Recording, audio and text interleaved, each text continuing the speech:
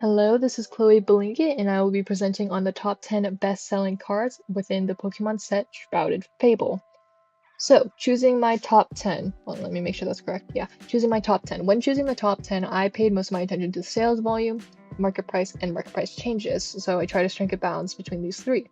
Basically, what I do is I take the top 15 most popular cards on price charting, and then the top 15 best-selling cards on TCG Player, and I collect them all. That's usually around 20 cards. And then I take these 20 cards and I rank them all based on individual traits. So on price point first, the average price between the ungraded price on price charting and the market price on TCG Player, the price change, which is determined on TCG Player by looking at the graph, and sales volume, which is determined by looking at the graph on TCG Player and looking at eBay recent sales, because TCG Player does not reference eBay recent sales, even though eBay is very much used to sell Pokemon cards on.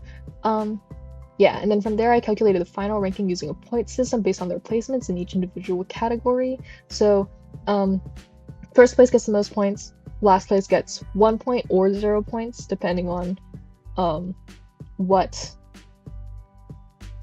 just what I think it deserves.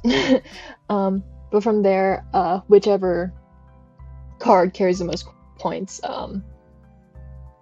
gets in my top 10. That's basically what it is. From here on out, each slide will contain an explanation of why I believe it is within the top 10, and I will also have an honorary mention at the end that I include because it caught my eye for one reason or another. Okay, and now we can start looking into our top 10. So number 1 is not a full art. This is Pekarunt. I'm gonna say Pecharunt. I'm gonna say Pekarunt actually. Pekarunt EX039. So the reason why I note that it isn't a full art is because for Pokemon, the best sellers are almost always all full arts. They are basically always all full arts. So it's very surprising when you get a card within the top 10 which isn't a full art. And this is one of them, and not only is it within the top 10, it's in the number 1 spot.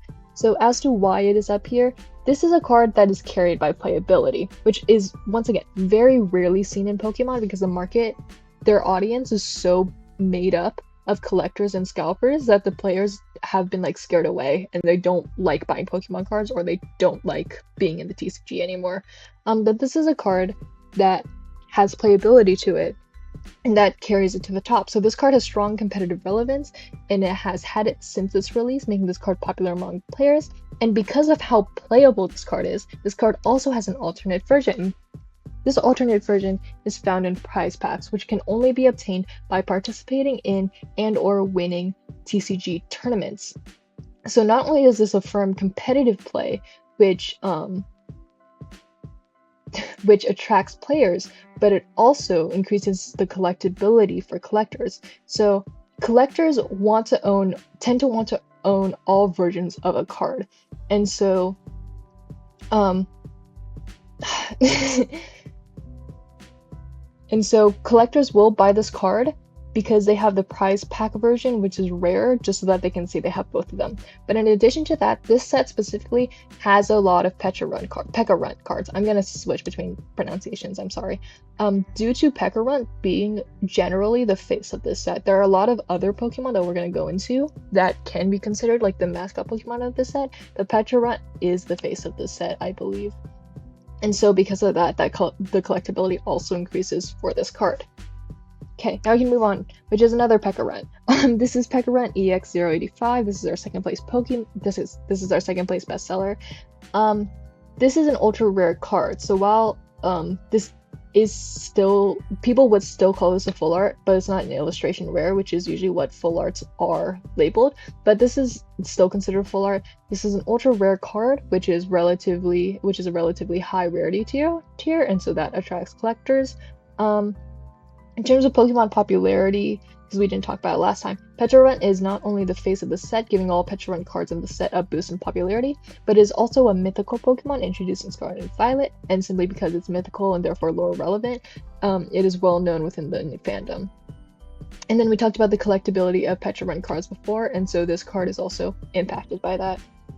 Our third place is Duskull 068. So this is another full art.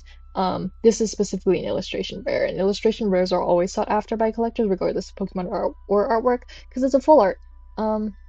In terms of Pokemon popularity, Duskull is a cute ghost Pokemon, and that just tends to do very well among Pokemon fans. Anything small and cute tends to do quite well. But in addition to that, this art style is simple but fitting to the Pokemon of Duskull, and so it attracts collectors and fans of Duskull. In addition, this Duskull's evolution line is the evolution line of the set, and what this means is a lot of Pokemon sets have a dedicated evolution line that all of the cards of Pokemon within that evolution line have a very similar art style or the same art style, and so they're matching. And so that contributes to collectability, which, like I said before, this set includes the entire Duskull evolution line with matching artwork, and so collectors will seek to get them all. So if a card gets the Dusclops card, they are gonna want the Duskull card, and vice versa. So because the whole entire evolution line is within the set, each card will be as popular as the other cards, or theoretically that's how it should work. And yeah. Monkey Dory. This is number 4, Monkey Dory 072. This is another full art, it's an illustration rare, and this one goes into the Pokemon that I kind of talked about earlier that can be seen as also the mascots of this set, and that is the Loyal 3. So Monkey Dory is part of the Loyal 3, which is a trio of Pokemon introduced in the Pokemon Scarlet and Violet DLC, and therefore they have story relevance and are well known among the fandom. The Shrouded Fable set, how do I say that? The Shrouded Fable set, part of it focuses on the Loyal 3, and so because of that, you will see more of the Loyal 3 in here within the top 10 bestsellers because they are going to be sought after by collectors. In addition, this artwork is just really nice. It's detailed, it's visually appealing, the background is really nice. And we also have a center-focused Pokemon, which makes this card appealing to collectors and fans. For those who don't know, center-focused Pokemon just means the Pokemon's in the center, and it's really easy to see, and so that appeals to collectors because that makes it very displayable. And yeah, number 5 we have Horsea. I think this is arguably my favorite card of the set that we're looking at. But this is another full art illustration rare, so it's automatically sought after by collectors. And then in terms of Pokemon popularity, Horsea is a cute anime-relevant Gen 1 Pokemon, so that automatically gives it nostalgia appeal and makes it popular among fans and collectors. Nostalgia appeal is one of the factors that really heavily determine Pokemon popularity. The other is whether or not it is a starter Pokemon. But because Horsea is a Gen 1 Pokemon, it has a lot of that nostalgia appeal. In addition, this artwork is just really nice.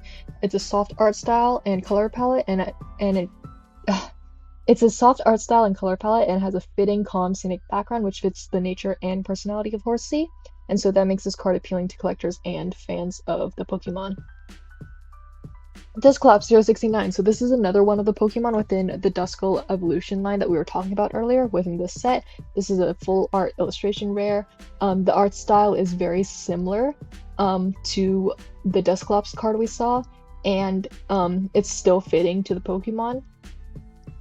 And so we talked about the collectability before. This set includes the entire Duskull evolution line with matching artwork, so collectors will seek to get them all. So Dusclops is also benefiting from that. And yeah. Oh, I might butcher this pronunciation. This is another one that's not a full art card, and is up here for basically the exact same reason as the Petra Run card. So this is Pheasantipede EX038. This is our number 7. This card also has a playability factor, but it does not have as much competitive presence as Petra Run, even then it is still relevant to competitive play, so playability is still a factor here. In addition, this is also a card that has a price pack alternate version, and so therefore the collectability of this card goes up, since collectors will want to own all versions of the card including this and the alternate version. And Pheasantipede is also another Pokemon that is part of the Loyal 3, the trio of Pokemon that Monkey Dory is part of. And therefore, they have story relevance and are well known among the fandom.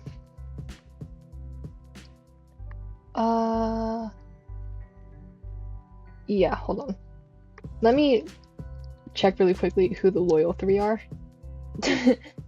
Yeah, Okie Dokie. I'm just gonna spoil it. We're not gonna see him, but but he is also part of the loyal 3. He just wasn't in our top 10. I'm just gonna spoil that right now. Our next card, this is our number 8 card. This is another Petrarun EX093. This card is the special illustration rare. So it's basically a rare version of the illustration rares, and they tend to be of higher quality, so they are also highly sought after by collectors. It carries the same Pokemon popularity of being Petrarunt as the face of the set and also a mythical Pokemon. And like I said before, collectors will buy this card simply to have all the Petrarunt cards of this set, and so that also boosts its sales. Oh, another Pheasantipity card. This is number 9, Pheasantipity EX084. This is specifically an ultra rare card, which is a relatively high rarity tier that attracts collectors, which is similar to which is similar to the Petrarun EX085. Yeah, okay, we have run into one. And their art styles are also kind of similar. I just noticed this. They have very different color palettes, so I didn't notice it before, but their backgrounds and their art styles are very similar, so that adds to collectability. And then we also have the Pokemon popularity of Pheasantipity coming in as it being part of the loyal 3. And now we're in the last place, or the 10th best-selling card, Cresselia 071. So this is another full art illustration rare sought after by collectors. You know the drill. But Cresselia specifically is a legendary Pokemon from Gen 4 or Pokemon Diamond and Pearl. And so that gives it narrative relevance and nostalgia appeal, making it popular among the Pokemon fandom. And this artwork is just really nice. It's dreamlike, it's ethereal, and it speaks well to Cresselia as a Pokemon, as well as its lore and aesthetic. And so that makes this card very appealing to fans and collectors. So those are our top 10. We're going to go into honorary mention, and then I'm going to go over something that I noticed while I was looking at these, and you can kind of get a hint of it.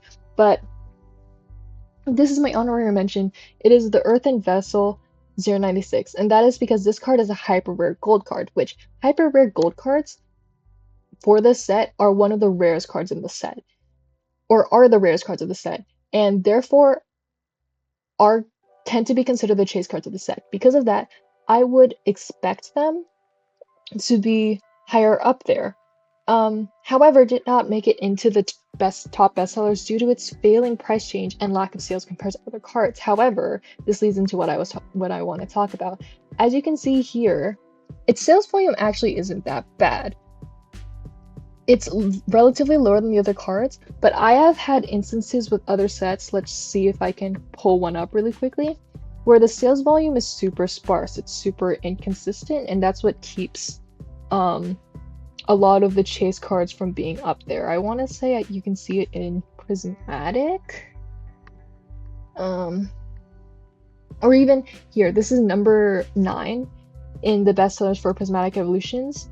This is a broken graph, so that doesn't count. We might have seen a couple broken graphs here, and I just forgot to point them out. It'll be on the slide, but there are a couple graphs here that might have been broken, and I kind of forgot to point them out. But this is a card that was number 9 best-selling in Prismatic Evolutions, and its sales volume is more sparse, and you can kind of tell that it's worse than Earthen Vessel 096, which didn't even get into the top 10 of this card. And so what that tells you is not only are the other cards' sales volume relatively good, but also you'll notice that a lot of their market price changes are positive. And so going back to Prismatic Evolutions, if you look at the cards for Prismatic Evolutions of the top 10 bestsellers, all of their price changes are negative. You can even see it in other sets as well, not even just Prismatic Evolutions. We can go to Stellar Crown, which we low-key just did. This one's a little bit more positive than the other ones, but it's not as positive as Shrouded Fable. The 3 that I did this week, actually, in general, had many more positive price changes than I saw in any of the other sets that I researched throughout the weeks. This is all negative. This is broken, but these were all negative. And if you go down the Shrouded Fable cards, you can see mostly positive price changes, and I just found that so interesting.